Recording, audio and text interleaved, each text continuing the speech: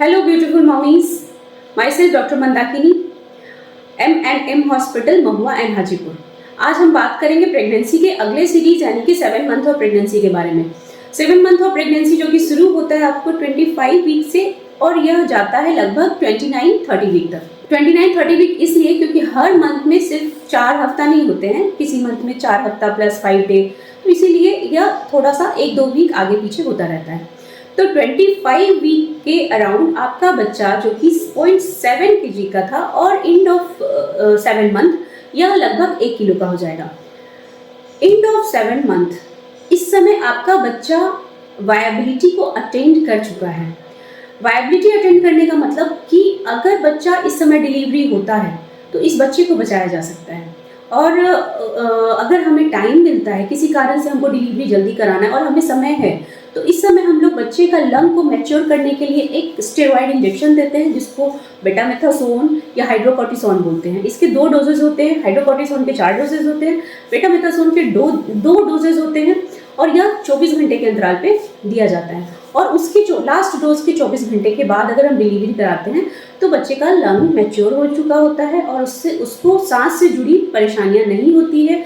या तो सीधे सीधे हम लोग उसको अटेंडेंट के गोदी में दे देते हैं, या हो सकता है कि कुछ दिन के लिए उसको सपोर्ट पे रखना पड़े एक साथ, लेकिन बच्चे के बचने का चांसेस बहुत बढ़ जाता है अगर इस समय एंड ऑफ 7 मंथ में अगर उसकी डिलीवरी होती है। तो इस समय और इम्पॉर्टेंट बात कि आपका बच्चा आपकी बातों को सुन रहा है, आपके हैबिट्स को ले रहा है, अपना रहा है, इसलिए माँ को अपनी हैबिट्स पे ध्यान देना है। उनको पूजा पाठ में मन लगता है, उनको पूजा पाठ में ध्यान देना है, किसी ना किसी तरह उनको खुश रहना है। इस समय अगर अल्ट्रासाउंड का रिपोर्ट में हम लोग नॉर्मली ये चीज़ देखते हैं कि अटेंडेंट बहुत परेशान होते हैं कि मेरा बच्चा उल्टा है। तो आपका बच्चा ग्रो कर रहा है, बढ़ रहा है और उसका मूवमेंट स्ट्रांग हो गया है, वो मूव भी कर रहा है और टर्न भी कर रहा है।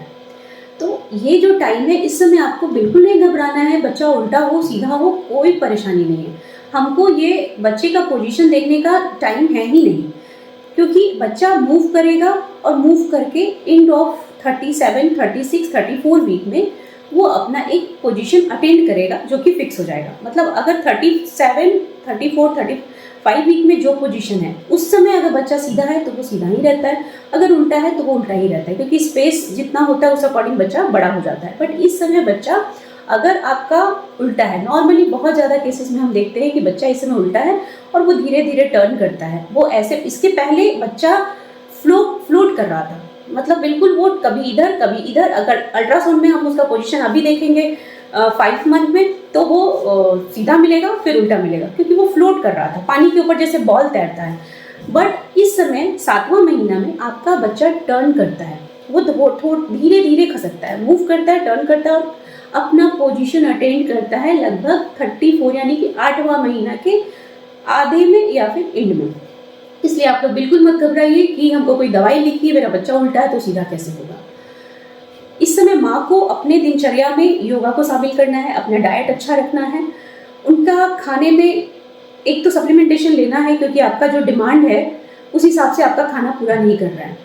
तो आपके खाने में नॉर्मल जो हमारा इंडियन खाना होता है जैसे दाल, चावल, रोटी, सब्जी, दही, मौसम का फल, साग, सब्जी, सैलेड्स, ये सब होना चाहिए। स्पेशली पेशेंट नॉनवेज के बारे में पूछती है कि हम मछली खा सकते हैं, चिकन खा सकते हैं, अंडा खा सकते हैं कि नहीं।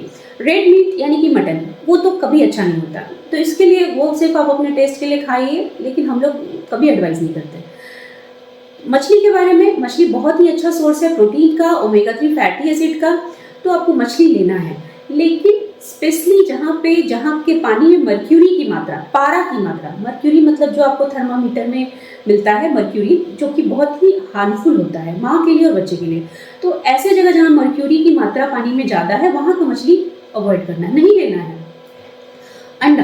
अंडा बहुत ही अच्छा सोर्स है, फिर से बहुत सारे विटामिन का, प्रोटीन का। तो अंडा आपको पूरी तरह से कुक करके लेना है, या तो आप पूरा बॉईल करके लीजिए। आपको बहुत लोग पोच खाना पसंद करते हैं जिसमें उसका जो योक है वो थोड़ा पिघला हुआ होता है, यानी कि फुली कुक नहीं होता है, तो उस तरह का आपको अंडा बिल्कुल भी नहीं लेना है। आपको आपकी दिन की शुरुआत स्प्राउट से हो तो बहुत अच्छा है। स्प्राउट्स प्लस जैगरी यानी कि गुड़ और अंकुरित चना मूंग लेना है। बहुत ही सस्ता और बहुत इजीली अवेलेबल है हमारे यहाँ पीनट यानी मूंगफली, छोटा वाला बादाम, सस्ता भी है और बहुत ही गुड सोर्स है प्रोटीन का, विटामिन्स का। तो वो आपको अपने खाने में इंक्लूड करना है। आपको अपने हर डाइट के साथ सैलेड्स, दही, ये सब लेना है, तो इससे आपको कॉन्स्टिपेशन की प्रॉब्लम कम होगी। प्रेगनेंसी का 7वां महीना कुछ इम्यूनाइजेशन के लिए भी इम्पॉर्टेंट है, जैसे कि अगर RH नेगेटिव मदर है, जैसे RH नेगेटिव का मतलब हुआ कि ब्लड ग्रुप नेगेटिव है, तो ब्लड ग्रुप नेगेटिव में अगर माँ का या दूसरा बच्चा है, उनका फर्स्ट बेबी डिलीवरी हो चुका है, तो इस समय हम लोग एंटी-डी पेशेंट को ऑफर करते हैं अकॉर्डिंग टू इन्वेस्टिगेशंस।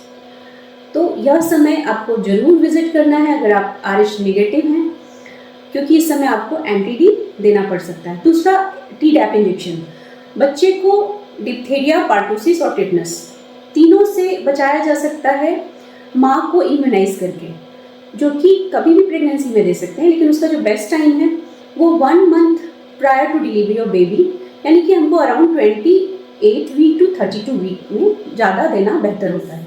तो ये थी जानकारी 7वें महीने ऑफ प्रेगनेंसी के बारे में। तो नेक्स्ट वीडियो में हम मिलेंगे 8 मंथ ऑफ प्रेगनेंसी के बारे में। अगर आपका छोटा मोटा कोई क्वेरी है तो आप अब मेरे पर्सनल नंबर पे कंसल्टेशन कर सकते हैं। मेरा नंबर है 8539060346।